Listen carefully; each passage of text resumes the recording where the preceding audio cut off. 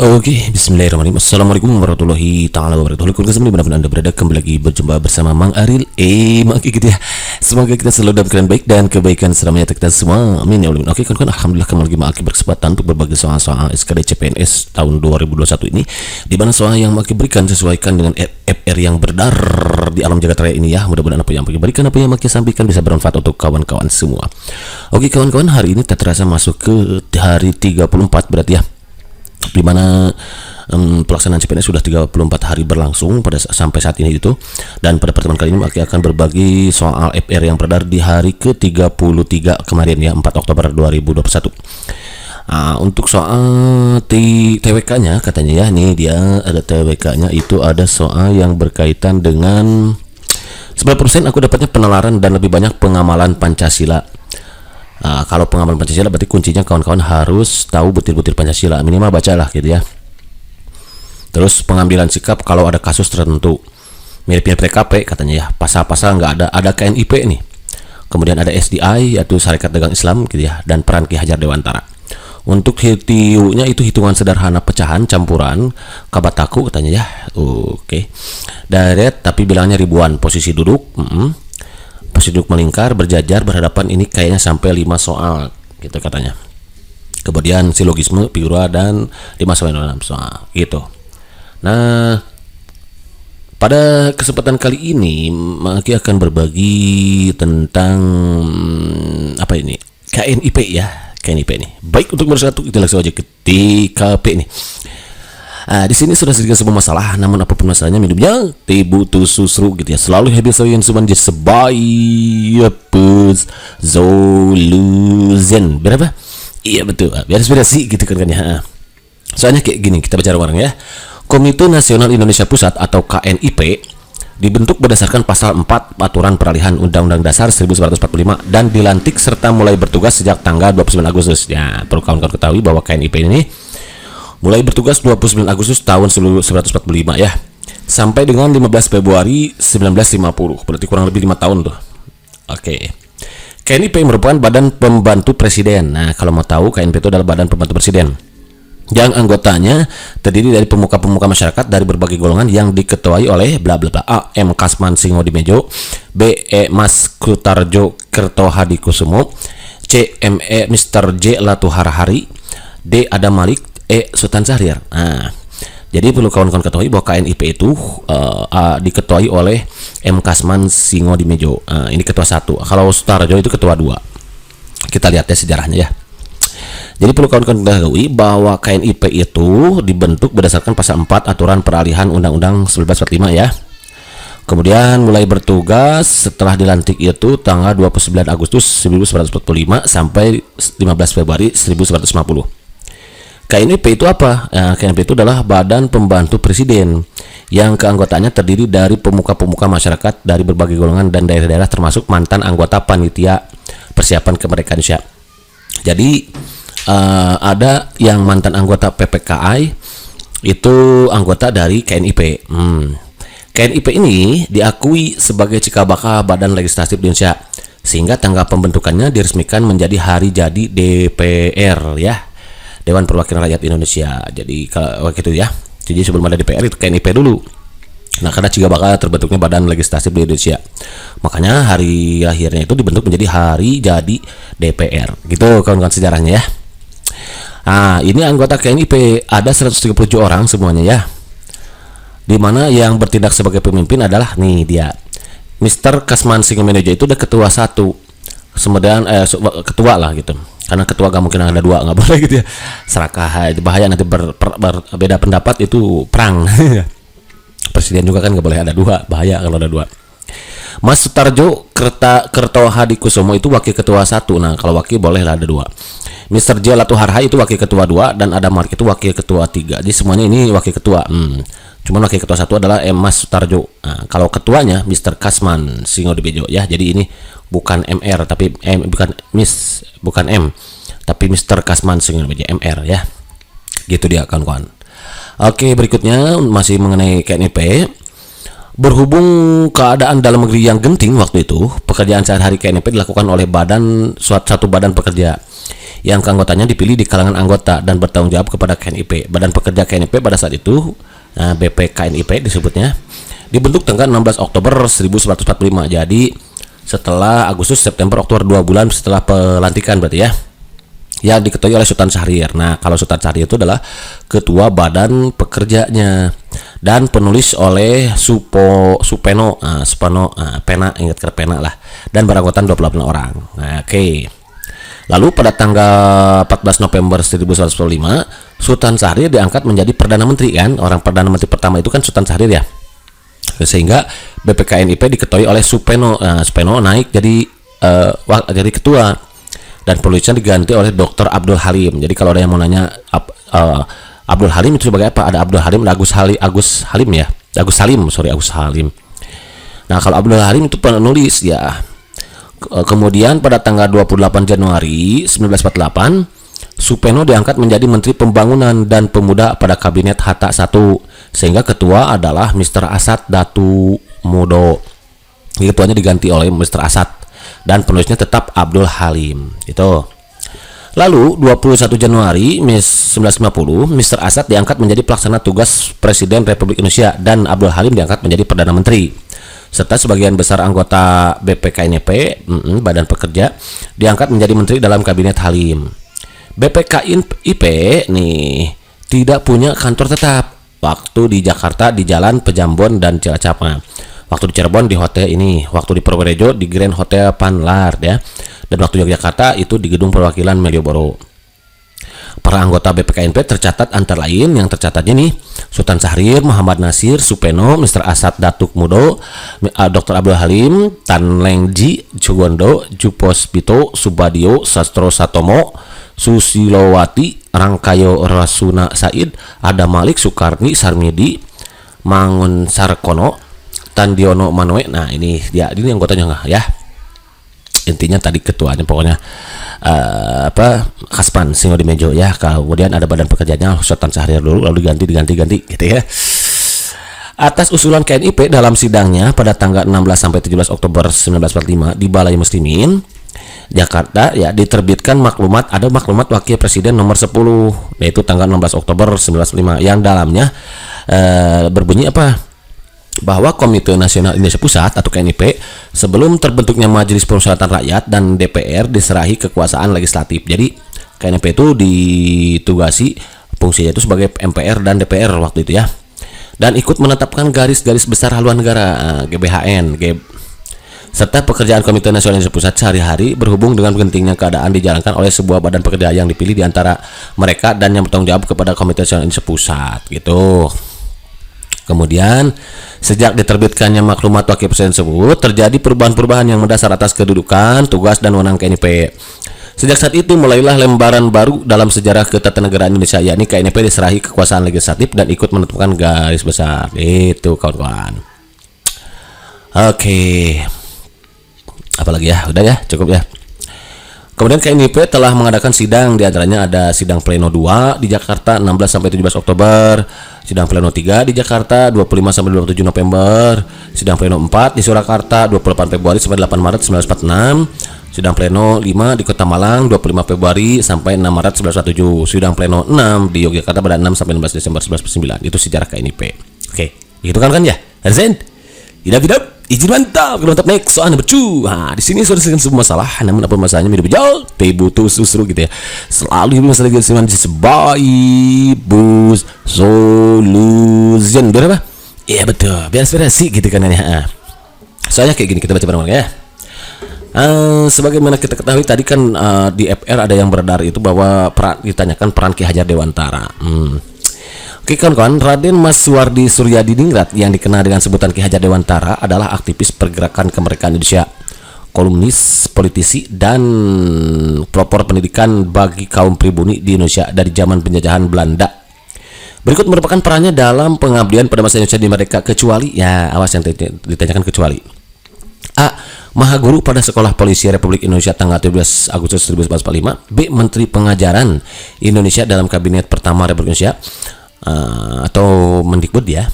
Pendiri Perguruan Taman Siswa, pendiri Indonesis Persbrau, baru tahun 1113 ini awal mula dikenalnya nama Indonesia itu ini. Lalu pendiri Utomo. Nah, karena kan kecuali ini yang nggak mungkin adalah Budi Utomo, karena pendiri Budi Utomo itu bukan Ki Hajar Dewantara ya. Jadi yang kecuali yang ini jawabannya. Gitu kan ya. Oke kan untuk lebih jelasnya nih mengenai Raden Mas Suryadiningrat itu, atau kita kenal Ki Hajar Dewantara nih, menuliskan bahasa Jawa nih dia nih adalah aktivis pergerakan manusia, kolumnis, politisi dan pelopor pendidikan. Jadi pelopor pendidikan. Jadi dia itu adalah pelopor pendidikan bagi kaum pribumi Indonesia dari zaman penjajahan Belanda. Ia adalah pendiri perguruan taman siswa. Nih, beliau juga pendiri perguruan taman siswa, atau suatu lembaga pendidikan yang memberikan kesempatan bagi para pribumi untuk bisa memperoleh hak pendidikan seperti hanya para priai maupun orang Belanda. Itu tujuan ada didirikannya taman siswa itu. Tanggal kaliannya sekarang diperingati Indonesia sebagai Hari Pendidikan Nasional, bagian dari semboyan ciptaannya Tutwuri Handayani gitu, menjadi slogan Kementerian Pendidikan Nasional Indonesia sampai sekarang abadi ya. Namanya diabadikan sebagai salah satu sebuah nama kapal perang di Indonesia, KRI Ki Hajar Dewantara. Nah, dia potret dirinya diabadikan pada uang kertas pecahan Rp20.000 tahun edisi 1998. Ia dikukuhkan sebagai pahlawan nasional yang kedua oleh Presiden RI Soekarno pada 28 November 1959. Surat keputusan Presiden Republik Indonesia nomornya 305 tahun 1959 pada tanggal 28 November 1959 gitu kan. Next. Suwardi berasal dari lingkungan keluarga Kadipaten Paku Alaman, putra dari GPH Suryadiningrat dan cucu dari Paku Alam III. Dia Paku Alam ya. Ia menamatkan pendidikan dasar di ILS, Sekolah Dasar Eropa Belanda. Kemudian sempat melanjut ke Stopia, Sekolah Dokter Bumi Putra. Tetapi tidak sampai tamat karena sakit. Kemudian ia bekerja sebagai penulis dan wartawan di beberapa surat kabar, antara lain Sudiotomo, Midden Java, The Express, Utusan Hindia, Kaum Muda, Cahaya Timur, dan Pusara. Pada masanya ia tergolong penulis handal.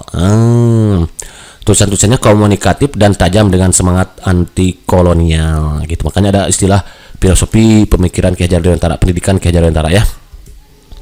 Filosofi pendidikan Ki Hajar Dewantara, itu saking dia ahlinya dalam menulis gitu. Dan tulisannya itu komunikatif, jadi mudah dipahami dan serasa kita sedang berdiskusi dengannya gitu ya. Kemudian aktivitas pergerakannya nih, selain ulet sebagai seorang wartawan muda, ia juga aktif dalam organisasi sosial dan politik sejak berdirinya Budi Utomo. Nah, tahun 1908 ia aktif di seksi propaganda untuk menyosialisasikan dan mengunggah kesadaran masyarakat Indonesia terutama Jawa pada waktu itu mengenai pentingnya persatuan dan kesatuan dalam berbangsa dan negara. Karena kalau kita berpecah belah itu sulit kita bersatu. Ya kan ya? Iyalah gitu. Kalau kita berpecah belah sulit bersatu, kalau bersatu ya kita sulit untuk mempertahankan kemenangan gitu, apalagi meraih kemerdekaan gitu. Karena hancurnya suatu organisasi itu karena adanya perpecahan, kawan-kawan. Makanya kalau ada kawan-kawan bekerja di suatu organisasi, ya tugas kita sebagai ASN adalah perekat pemersatu bangsa gitu. Kita harus menyatukan, gak boleh kita saling berpihak kepada kebencian siapapun itu ya. Si A menjadikan si B menjadikan si A, kita gak boleh berpihak. Makanya kita harus menyatukan mereka gitu ya. Ngomong apa sih Maki ya?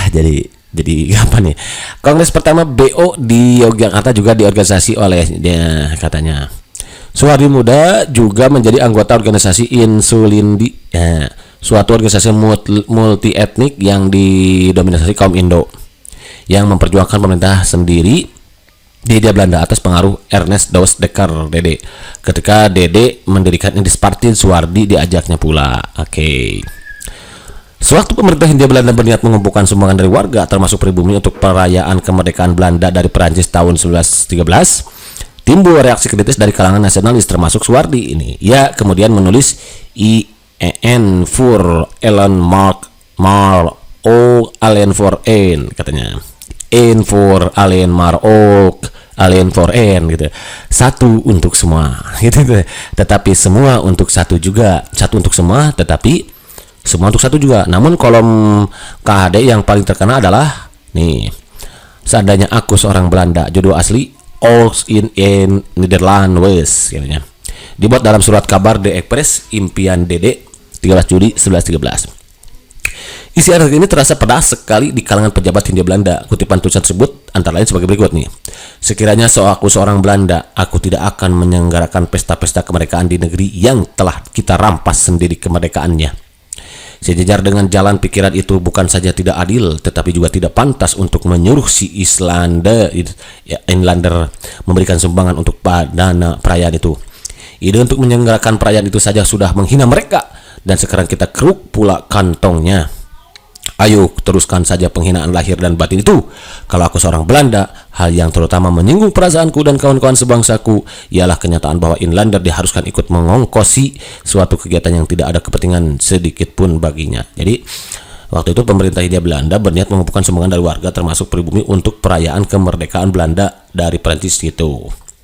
Beberapa pejabat Belanda menyaksikan tulisan ini asli dibuat oleh Suwardi sendiri karena gaya bahasanya yang berbeda dari tulisan-tulisannya sebelum ini.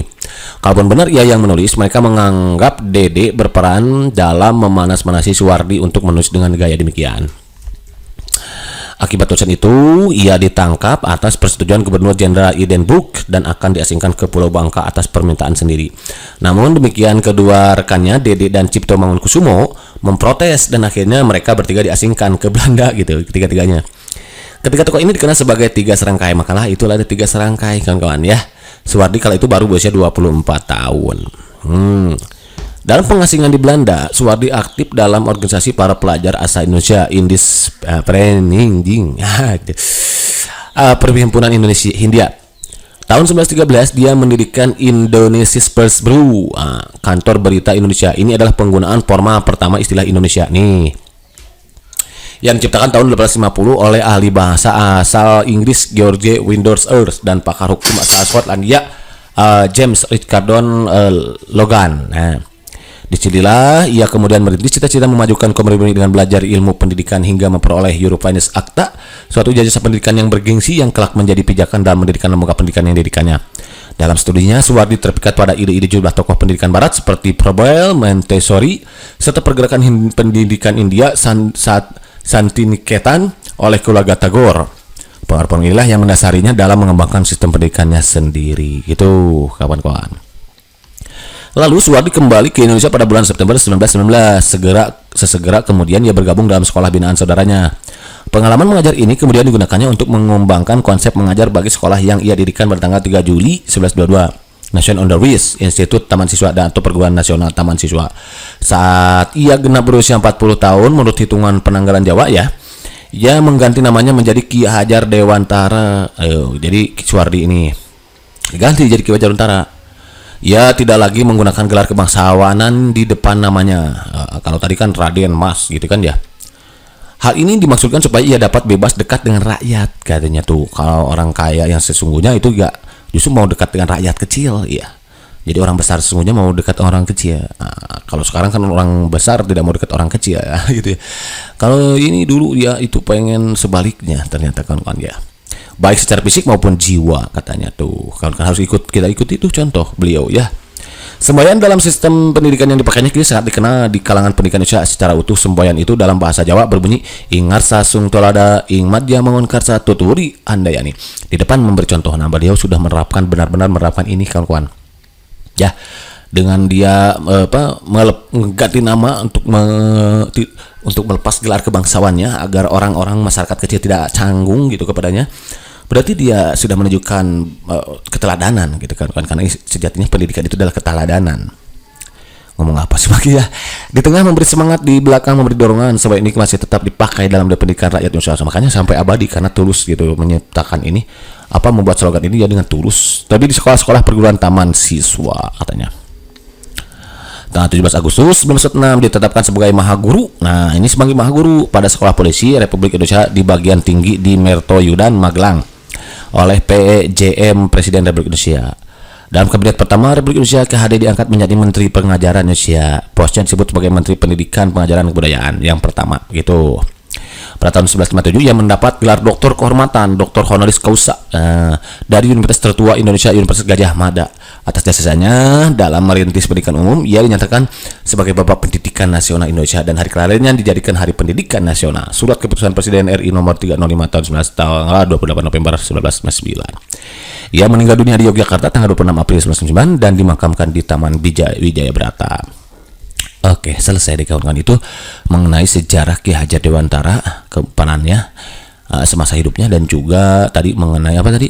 Ya, KNIP. Oke kawan-kawan, barangkali saja dulu ya, mudah-mudahan bisa memberikan sedikit manfaatnya untuk kawan-kawan dan menambah wawasan tambahannya untuk cek menghadapi tes CPNS, khususnya soal TWK yang dianggap momok yang paling menakutkan gitu ya. Karena intinya sih kita harus tahu sejarah gitu kawan-kawan ya. Oke kawan-kawan, untuk sementara waktu ini saja dulu sedangkan ini. Jika kawan-kawan ada yang mau ditanyakan, silahkan tinggalkan pertanyaan di kolom komentar. Kalau ada waktu yang mungkin kan maka jawab satu persatu. Ingat kawan-kawan, di samping kita memaksimalkan usaha dengan membaca dan doa, kawan-kawan juga tidak lupa untuk memaksimalkannya dengan berdoa ya. Di samping usaha yang maksimal, kawan-kawan harus memaksimalkan doanya. Insya Allah nanti Allah berikan yang terbaik untuk semua.